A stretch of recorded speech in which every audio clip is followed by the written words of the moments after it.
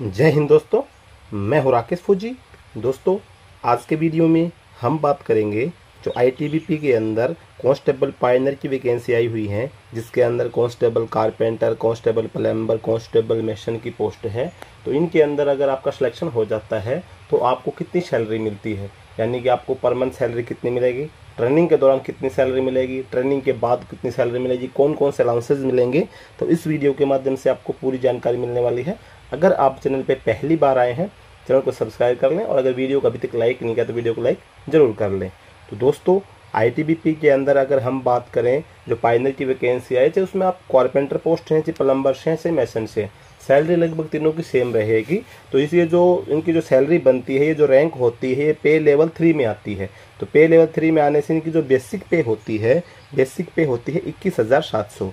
अब आपको जितने अलाउंस होते हैं वो 21,700 के ऊपर लगते हैं। जो परसेंटेज जो लगती है किसी भी अलाउंस की, जैसे जैसे महंगाई भत्ता है, चाहे एचआरए है, या कोई टीपीटी वगैरह कुछ भी मिलता है, कोई स्पेशल अलाउंस वगैरह आपको मिलता है, जो जितना परसेंट जो मिलता है वो आपका बेसिक पे का परसेंटेज होता है।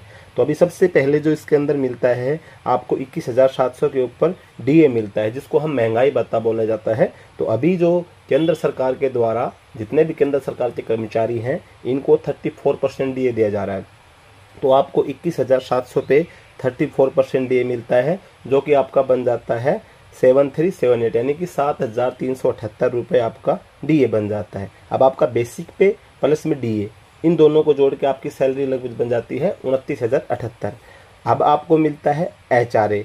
अब एचआरए जो होता है, ये डिपेंड करता है कि आपका जो घर है, आपका जो सिटी है, वो किस कैटेगरी में आता है। यानी कि भारत के अंदर जितने भी शहर हैं, ग्रामीण क्षेत्र हैं, सभी को भारत सरकार के द्वारा 3 कैटेगरी में बांटा गया है, एक्स कैटेगरी, वाई कैटेगरी और जेड कैटेगरी। तीनों कैटेगरियों को अलग अलग हिसाब से एचआरए मिलता है। यानी कि अगर आपका घर ग्रामीण क्षेत्र में है और आपका मतलब इसमें जेड कैटेगरी में आ रहा है, तो आपको मात्र 9% एचआरए मिलेगा। इसके अलावा अगर आपका घर वाई कैटेगरी में आता है, मान लो आप किसी सिटी वगैरह में रहते हैं और वो वाई कैटेगरी में है, तो आपको 18% एचआरए मिलेगा।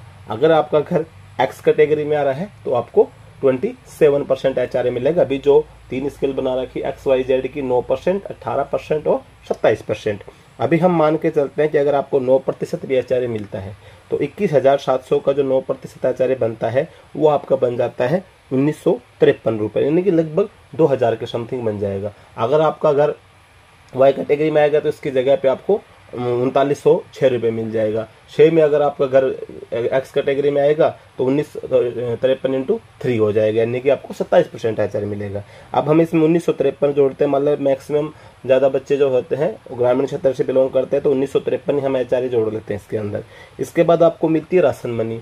तो राशन मनी जो होती है वो मतलब आप जैसे मैस में जितना दिन का खाना खाते हैं उतने दिन का आपको वो मनी पेमेंट करनी पड़ती है। इसके अलावा किसी किसी एरिया के अंदर, जैसे आईटीबीपी के अंदर राशन जो फ्री राशन आता है, यानी कि आपको राशन जो मैस कटिंग जो लगती है उसमें आपको अमाउंट नहीं देना पड़ता। आपके जो मैस जो मनी है, राशन मनी, उससे पहले से ही राशन खरीद लेते हैं। जैसे बॉर्डर एरिया के अंदर जहाँ पे डेली राशन खरीदने की प्रॉब्लम रहती है, वहाँ पे स्टॉक राशन रहता है, तो उसमें आपको राशन मनी नहीं मिलती है, आपका राशन फ्री हो जाता है, कि मैस कटिंग नहीं लगती है। लेकिन अगर आप छुट्टी वगैरह के अंदर रहते हैं या फिर आप बटालियन में आप प्रेजेंट नहीं रहते हैं, तो आपको राशन मनी मिलती है। लेकिन आप जितने दिन खाना खाएंगे उतने दिन की आपको राशन मनी नहीं मिलेगी, जहाँ पे फ्री राशन होता है। और जहाँ पे फ्री राशन नहीं होता वहाँ पे आपको राशन मनी मिलती है।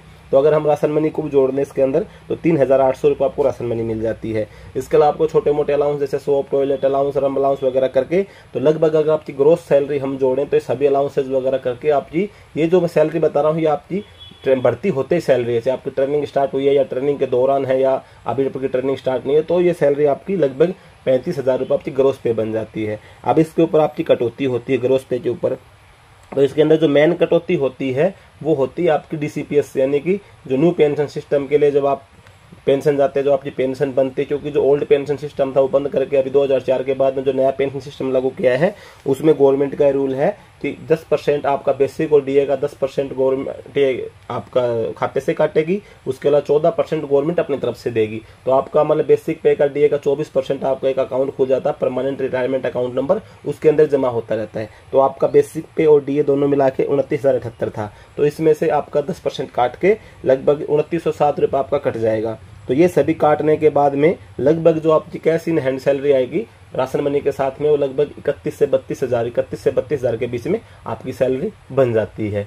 अब बात होती है कि आपकी जब सैलरी आप ट्रेनिंग कंप्लीट करके किसी बटालियन लेवल में आपकी तैनाती हो जाती है तब आपकी सैलरी कितनी बनती है। तो जैसे आपकी ट्रेनिंग कंप्लीट होगी, ट्रेनिंग कंप्लीट होने के बाद में आपको किसी बटालियन में किसी भी ऑफिस के अंदर आपकी तैनाती होती है, तो वो डिपेंड करता है कि आपका जो क्षेत्र है जहाँ पे आपकी ड्यूटी चल रही है उसके अंदर कौन कौन से अलाउंस मिलते हैं। जैसे टीपीटी मिलती है, रिस्क अलाउंस मिलता है या कोई स्पेशल ड्यूटी अलाउंस मिलता है, वो कितना मिलता है, क्योंकि जो अलाउंसेज होते हैं वो सभी जगह पे सेम नहीं होते, सब जगह पे अलग अलग रहते हैं। जैसे आपकी किसी हार्ड एरिया में जैसे नक्सल प्रभावित क्षेत्र में ड्यूटी लग गई या जम्मू कश्मीर वगैरह के अंदर ड्यूटी है, तो वहाँ पे 17,300 रिस्क अलाउंस मिलता है। मान लो जैसे यहाँ पे रिस्क अलाउंस मिलता है तो 17,300 रुपये अलाउंस आपको मिलता है। तो आप जैसे ट्रेनिंग कंप्लीट करके जाएंगे तो आपकी जो सैलरी होगी वो 50,000 क्रॉस कर जाएगी, आपके खाते में आने लग जाएगी। उसके अलावा अगर आप कम अलाउंस, रिस्क ज़्यादा कम है जहाँ पे, वहाँ पे अगर आपको पोस्टिंग हो जाती है तो वहाँ पे उस एरिया का जो अलाउंस होगा उसके हिसाब से आपको सैलरी मिलेगी। तो ये जो चीज़ होती है ना, ये डिपेंड करती है कि आपकी जो तैनाती है वो किस क्षेत्र में होती है। भर्ती होने के बाद में जितने भी अलाउंसेज होते हैं वो डिपेंड करते हैं आपकी पोस्टिंग पैलेस के ऊपर। तो टोटल सैलरी मैंने आपको बता दी। ट्रेनिंग के दौरान, ट्रेनिंग से पहले और ट्रेनिंग के बाद में तो फिक्स सैलरी नहीं होती, वो सब जैसे आप 108 आदमी भर्ती हुए तो 108 आदमी सबको अलग अलग जगह पे तैनाती मिलेगी, सबको एक जगह तो मिलेगी नहीं, तो सबकी सैलरी में डिफरेंट आएगा कि जैसे किसी को सैलरी 50 क्रॉस कर जाएगी, किसी की 40 क्रॉस करेगी, किसी की 38,000 पे रह जाएगी, किसी की 42 हो जाएगी, किसी की 45 हो जाएगी। वो सब डिपेंड करता है पोस्टिंग पैलेस के ऊपर। इसके अलावा अगर मान लो आपकी पोस्टिंग पीस एरिया में दिल्ली वगैरह में होती है तो वहाँ पे टीपीटी वगैरह मिलती है, या फिर आप आउटलिंग वगैरह लेके आपने अपने परिवार साथ में रखा, बच्चे साथ आप मकान किराए पे लेके दिल्ली के अंदर रह रहे हैं, तो आपको जो एचआरए होगा वो 27% मिल जाएगा। तो 27% एचआरए मिलने से सीधा आपकी मतलब लगभग 4,000 रुपये के समथिंग तो आपका सैलरी में वैसे ही बढ़ जाएगा। तो जो मैंने बताया उससे 4,000 रुपये आपको एक्स्ट्रा मिलने लग जाएगा, क्योंकि आप एक्स कैटेगरी में, क्योंकि ये आप घर में रहते हैं, आपके परिवार घर में रहता है तब तो आपको अपने घर का मिलता है। लेकिन अगर आप जहाँ पे पोस्टिंग है उस एरिया के अंदर अगर आप अपने बच्चों को बाहर किराए पे लेकर रख देते हैं तो आपको बाहर का एचआरए मिलने लग जाता है उस सिटी का। जैसे दिल्ली के अंदर आपने फैमिली क्वार्टर लेके किराए पे, अगर आप सरकारी क्वार्टर में रखते तो आपको एचआरए बिल्कुल नहीं मिलता है। अगर आपने बच्चे साथ में रह के बाहर किराए पे लेके आपने क्वार्टर ले लिया है तो किराए का, उसको क्वार्टर का किराया जो आपको जितना भी लगे, लेकिन आपका जो एचआरए होगा वो आपको 27% मिलता है। और अगर आप सरकारी क्वार्टर में रखते हैं या फिर आप खुद कैंप के अंदर रहते, बच्चे नहीं रखते, तो आपको फिर आपका जो घर का एचआरए होता है वही मिलता है। तो वो डिपेंड करेगा आपकी पोस्टिंग पैलेस और आप किस प्रकार से अपने परिवार को साथ रखते हैं या फिर आप लाइन के अंदर ही रहते हैं।